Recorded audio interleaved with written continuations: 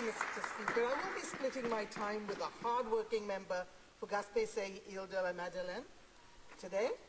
And it is my pleasure to stand in this House, and an honour and a privilege, actually, to support a motion put forward by the member from New Westminster, Coquitlam, an ardent and passionate champion for our waterways, and I know he's done an incredible amount of work, whether it's been the Fraser, whether it's been the Burrard Inlet, and now, of course, our pristine coastline, and we really, really appreciate his advocacy. And this motion that we have brought forward today is being brought forward as a result of a recent oil spill, I would say, a tanker leaking into our beautiful British Columbia, just off the coastline of Vancouver. And it's an area I know well, Mr. Speaker. I lived there for well over a decade in English Bay. And I can tell you, with the huge number of people I've talked to from the English Bay area, they do not feel that the response has been world-class or world-class science. You know, just repeating that and keep hearing that echo from the Conservatives that this response was world-class, science-based, world-class response does not make it so. Reading out the same phrase over and over again when you know that that is not so, seems a bit more like electioneering and trying to bury the truth than actually dealing with what really happened. The oil spill in itself is alarming enough. It's alarming for those of us who live on the coastline, but it's also alarming for those who work off the coastline, but alarming for people, I would say, from coast to coast to coast. Because what it pointed out was how seriously inadequate our response is, how we are not ready, despite warnings from the Auditor General. This government has had the time to fix it, and instead of blaming a previous government, what they should have done is fix the responses, but instead they've started to make things worse. Closing of the Kitsilano Coast Guard Station was a major, major mistake. Here we have one of the busiest ports for tanker traffic. It's a commercial port. It's high tourism in that area. And to take away the Kitsilano Coast Guard Station was ill thought out, and now with this oil spill, we actually saw the consequences of that.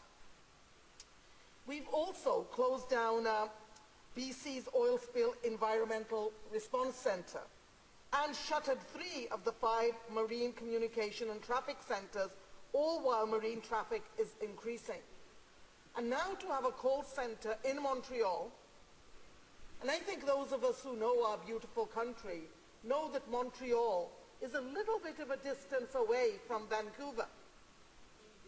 A little bit of a distance. Even flying across, it takes you about 5 hours. And here we are allowing a pristine coastline protection to be sent off to Montreal and not having any eyes on the ground right there in BC. Now, as I said, the Auditor General was very, very clear. Now, I also want us to imagine that this happened on a fairly calm day. There weren't those beautiful BC storms that we know so well and we love to watch. And yet, it took hours and hours and hours for the response. Imagine if this had been an oil tanker spill or an issue at the refineries in the Burrard Inlet, and imagine the devastation that would have occurred on our coastline. And it's because of all of that that the NDP is asking for some very simple steps for this government to take. Number 1, reopen the Kitsilano Coast Guard Station. Number 2, reopen the recently closed Ucluelet Marine Communication and Traffic Service Centre. And 3, halt plans to close the Vancouver and Comox Marine Communication and Traffic Service Centres. And we're not alone on this, Mr. Speaker. There are other groups that are calling for this and are 100% supporting the motion that we are debating today. The International Transport Workers Federation and the CMWC, representing all of Canada's marine workers, are very, very clear about what is needed. And this is what Peter LaHaye had to say. Typically, the captain of the Marathasa tried to deny his ship was leaking. Every day, seafarers, representatives in Canada, claw at the corporate veil shielding flag of convenience ship owners. Then he goes on to say, this is exactly why domestic shipping must remain a Canadian industry. In our hands, such a catastrophic event is unlikely to occur, and if it did, the owner of the ship is right down the street. They have a stake in their community. Most importantly, we know who they are. They're not some slippery numbered company in the Cayman Islands, Panama, or Cyprus. The other thing that is absolutely shocking for me, Mr. Speaker, is here we have an oil spill. And which is the company that is now in charge of the cleanup and responding to the cleanup? Kinder Morgan? Mr. Speaker, I think all Canadians must be giving their heads a shake. And it's not as if oil spills are unique and they don't happen very often. I was quite shocked to find out, and it's inevitable that accidents will happen. The International Tanker Owner Pollution Federation has recorded nearly 10,000 accidental oil spills globally since 1970. We're not talking about small numbers, and we're not talking about something that's happened once and it's not going to happen again. So we need to make sure that we put systems in place. But I hear my friends across the way talking about polluter pay for the cleanup. It's exactly that, for the cleanup. But what happens, Mr. Speaker, to our beautiful, pristine BC coastline? What happens to our tourism industry, by the way, which generates $1.55 billion per year? What happens to our seafood sector in BC, which generates close to $1.7 billion each year? We're not talking about small numbers.